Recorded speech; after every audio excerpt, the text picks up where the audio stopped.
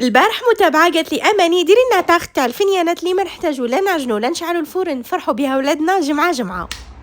ايا رحت في نص ساعه درت لكم هاد لاطاخت اللي وجدتها في نص ساعه جات مشكلطه وتقتل بالبنه. في ميني اشوار رحيت 250 غرام بسكوي بالشوكولا، خير واحد ما يكونش حلو بزاف. زدت عليه حوالي 120 غرام زبده ذايبه وخلط حتى يولي لي كيما رمل. وفي مول كيما هذا يكون من الاحسن يتفتح من تحت، حطيته كيما راكم تشوفوا وزيرته بالمغرف وحطيته في الكونجيلاتور. وللكريمه اللي تجي معمره بنه الشوكولا حطيت نص لتر حليب مع 50 غرام فلون شوكو، مغرف كبيره كاكاو ونشا وشويه فاني. حركتهم على البارد ومن بعد على النار وكي عقدوا زدت عليهم 250 غرام شوكولا وحركته مغرف كبيره زبده ولا كريم راهي واجده. هنايا عندي لو فوغاج تاع البيستاش من عند غوستو، حبيت نحشي بها لا تاخت باش تجيني بزاف بنينه. على بالكم لو فوغاج تاع غوستو فيه 20% من البيستاش ماشي ملونه. درت طبخه مليحه من البيستاشيو مشيته بالمغرف وفرغت عليه لا كريم تاع الشوكولا وحطيته في المجمد. بالنسبه لا ديكو تقدروا تتفننوا كيما تحبوا، انا درت هكا دائره تاع الشوكولا، درت لها الكاكاو وحطيتها فوق لا تاخت تاعي ودرت ثاني ساخ. وشوفوا لي واش جات كيوت. خليوها تبرد مليح قبل ما تقدموها باش تستمتعوا بها باسكو تجي بزاف بنينه، صدقوني غير بنه غير خبيله وسط عندك وجربيها. وهذا ما